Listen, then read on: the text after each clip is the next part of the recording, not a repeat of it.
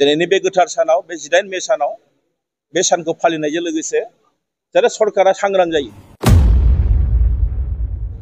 आरो मोनसे खोथाखौ जों दिनै बुंगोन, बर' थुनलाइ आफादा जोङो कमप्रमाइज खालामा।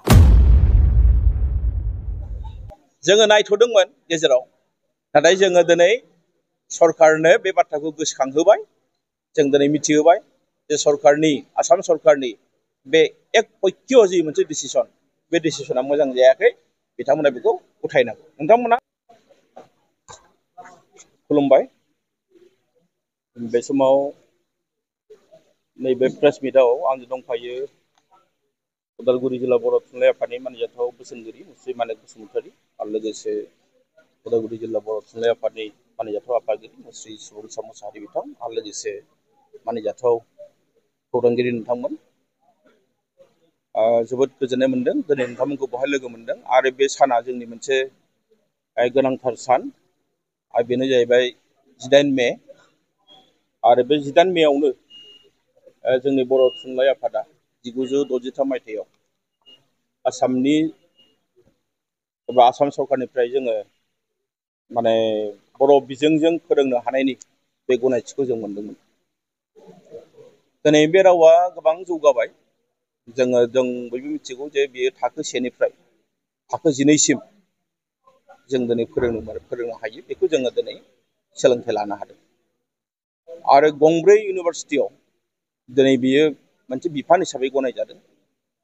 दिल्लीयावबो दिनै दिल्ली इउनिभारसिटियाव बियो मोनसे आयदा महरै फोरोंजानो थांगासिनो दङ। बिनि खामानिया जाबाय थादों। दिनै बर' रावा भारत संबिजिरजों गनायजानाय मोनसे राव। आरो बेजों लोगोसेनो भारत संबिजिरजों गनायजानाय मोनसे राव हिसाबै बे बर' रावाबो दिनै भारतनिनो मोनसे राव।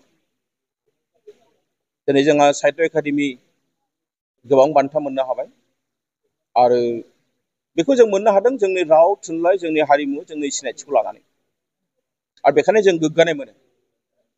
दा बाथ्राया फैदों मा, दिनैनि दिनाव आसाम सरकारा जोङो बिथांमोनखौ सोंखारिनो लुबैयाखै, जों सोंखारियाखै, नाथाय बिथांमोनखौ जों गोसोखांहोनांगोन जे बिथांमोननि मावनाय दांनाया दिनै बर' रावखौ, बर' बिजोंखौ मा खालामनो नागिरदों बेखौ जों बिथांमोननो मिथिहोनांगोन। आरो जों बिथांमोनाव जोङो सोंनांगोन। बिथांमोना दाख्लैबावै मोनसे आसामनि मानिजाथाव रायजो बेंगिरि बिथांनि गेजेरजों मोनसे अर्डार बिथांमोना इसु खालामदों। आरो बे अर्डारनि गेजेरजों बिथांमोना बुंनो नागिरदों जे बर' रावा, बर' बिजोङा बिटिआरआवल' थागोन। अब्ला जोंनाव सोंनाय फैदों दायो जे बर' राव बिजोङा जुदि बिटिआरआवल' थायोब्ला बर'फ्राथ' बिटिआरआवल' गैया। जोंहाथ' लाख लाख बर' फिसाफ्रा दिनै बिटिआरनि बाहेरायावबो सोलोंथाइ लागासिनो दङ।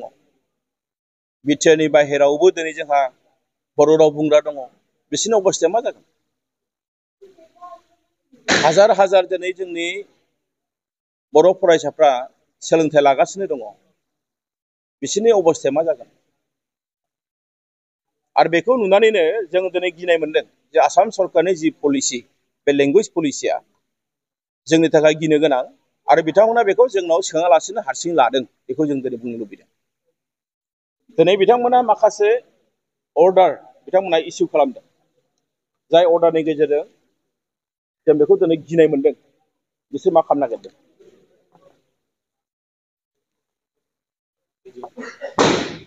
बिथांमोना मा खालामनो नागिरदों? जोङो गिनाय मोनदों सरकारनि खामानिखौ।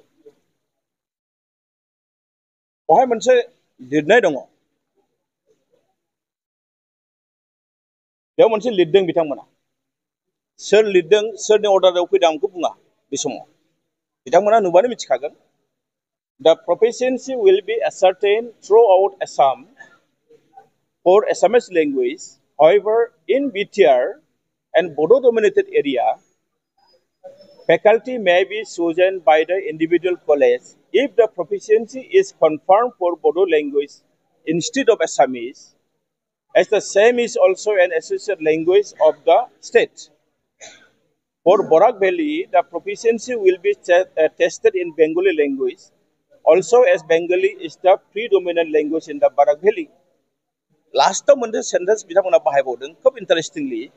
However, Assamese will be tested throughout the state. माने बिथांमोना बुंनो नागिरदों जे बिटिआर आव बर' बाहायजागोन, बराक भेलियाव बेंगलि बाहायजागोन. नाथाय आरो लास्टआव बुंबावदों नङा, नाथाय गासैयावबो एसामिसआनो बाहायजागोन. दाख्लै बावै जि गाव पन्चायतनि बिसायख'थि जालांबाय, बेनि गासैबो डकुमेन्टसफ्रा प्रिजाइडिं अफिसार्स डायरी इनक्लुडिं बेखौ बिथांमोना मा खालामदों, असमिया रावजों साफायजोबदों. जायनि थाखाय जोंनि बर' बिजोंजों फरायनाय गथ'फ्रा बिराद जाल्लायाव गोलैदों. इंराजि बिजोंजों फरायनानै जायफ्रानोखि साख्रि मावदों बिराद जाल्लायाव गोलैदों. आरो बिथांमोनखौ मिनिदों जे नोङो आसामाव असमिया रोङाब्लालाय मा खामानि मावनो. बे जोंनि थाखाय जोबोद साननो गोनां. दिनैनि दिनाव जुदि जोङो रायजोपालनि अर्डारखौ लानानै जुदि बिटिआरआवबो जुदि जों बुङोबा जे बिटिआरनि गासैबो अर्डारफ्रा बर'आव खारनांगौ, बर'जों जानांगौ होनब्ला गाबोननो जोंनि गेजेराव मोनसे केअसनि मोनसे थासारि फैगोन. जों बेखौ लुबैयाखै. जों लुबैदों आगोलाव जेरैमोन बिदिनो थाफिनथों. जोङो असमियाबो सोलोंगोन, जों बर'आ बर' सोलोंगोन. बिटिआरआवल' माने बर'आ मोनथारनांगौ होननाय बाथ्रा गैया. बिटिआरनि बाहेरायाव माने असमियाल' मोननांगौ होननाय बाथ्रा गैया. आगोलनि जे मोनसे मोजां थासारि बेखौ लाबोफिन सरकारा. आरो माबा मोनसे इसेबां गिदिर डिसिसन लानायनि सिगाङाव मानो हारसिङै खामानि मावदों, मानो साननानै मावदों. दिनै जोङो बेखायनो बेखौ भेहेमेन्टलि अपोज खालामदों. आसामनि रायजो बेंगिरिया जि मोनसे अर्डार इस्यु खालामदों बेखौ बर' थुनलाइ आफादा जोङो भेहेमेन्टलि जों बेखौ अपोज खालामदों आरो बेखौ उथायनांगौ होननानै बर' थुनलाइ आफादा दिनै जों दाबि खालामदों. दिनैनि बे गोथार सानाव, बे 18 मे सानाव, बे सानखौ फालिनायजों लोगोसे जाहाथे सरकारा सांग्रां जायो. आरो मोनसे खोथाखौ जों दिनै बुंगोन, बर' थुनलाइ आफादा दिनैनि बे गोथार सानाव, बे 18 मे सानाव, बे सानखौ फालिनायजों लोगोसे जाहाथे सरकारा सांग्रां जायो. आरो मोनसे खोथाखौ जों दिनै बुंगोन, बर' थुनलाइ आफादा जोङो कमप्रमाइज खालामा. जोङो नायथ'दोंमोन गेजेराव, जिहेतु पाकिस्तानजों आरो भारतजों जि मोनसे थासारि फैदों बेखायनो जों सिरि थादों. नाथाय जोङो दिनै सरकारनो बे बाथ्राखौ गोसोखांहोबाय. जों दिनै मिथिहोबाय जे सरकारनि, आसाम सरकारनि बे एक पक्ष जि मोनसे डिसिसन, बे डिसिसना मोजां जायाखै. बिथांमोना बेखौ उथायनांगौ. नोंथांमोना मोननैसो बाथ्राखौ आरो मिथिबावगोन जे 4 लेंगुवेज फर्मुलानि बाथ्रा बिथांमोना बुंदों, बेखौबो जों मानिया. जुडिशियेल सार्भिसाव इन्टारभिउ लायो, बेवहाय मा खालामो जे बेयो बर' होननानै मिथिनाय लोगो लोगो बेखौ असमिया लिरनो होयो. असमिया लिरनो हायाबाथाय बे केन्सेल जाबाय. इंलिश मिडियाम गथ', बर' मिडियामनि गथ'आ बोरैहाय लिरनो हागोन असमियाखौ? बे जोबोद मोनसे जोंनि थाखाय साननो गोनां बाथ्रा. बेखायनो दिनै स्पष्ट बाथ्रा, सरकारा बे बेलायाव सानफिननांगौ. सरकारनि जि खामानि दामानि गासैबो हारिखौ लानानै मावनांगौ. सरकारा गावनि जि राजधर्म बेखौ फालन खालामाखै. जों नुनायाव बिथांमोना सोरबा जातीयताबादी हान्जानि एजेन्टखौसो बिथांमोना मावनो थाखाय आवगायबोदों. बे दुखु गोनां खोथा. बेखौ बर' थुनलाइ आफादल' नङा, जों गासैबो बेखौ बुंनांगौ. आसाम सरकारनि बे जि मोनसे पलिसि, बे पलिसिया जोबोद दुखु गोनां बाथ्रा. आरो बेजों लोगोसे नोंथांमोना नाय जे बर' बिजोंनि जेब्लानाखि फरायसालिखौ जोङो बुङो जे प्रभिन्सियेलाइज खालामनांगौ बिटिआरनि एकर्डनि गेजेरजों. बिटिआरनि सिङावथ' ओरैबायदि जाहैबाय जे बर'जों लोगोसे एसामिसाबो थांफागोन. आसाम सरकारा बिनाय मथे जि मोनसे बाजेट एप्लिकेसन बेखौबो होबाय जोङो. जेब्लानाखि बाजेट एप्लिकेसनखौ नुबाय जे more than 200 crore आसामनि सोलोंथाइ मन्थ्रिया बागदावखांबाय, इसे बुरजा फैसा बोरै होनो? बे मेटारखौ इडुकेसन मिनिस्टारा जों मिथिनायाव CMनो खोन्थायाखै. दाथ' बाजेटआबो जोबलांबाय, आसाम एसेम्ब्लियाव बाजेटआ जोबलांबाय, BTCLआवबो बाजेटआ जोबलांबाय. जों मानसिफ्रा आसा खालामनानै दङ जे फरायसालिखौ लागोन होननानै.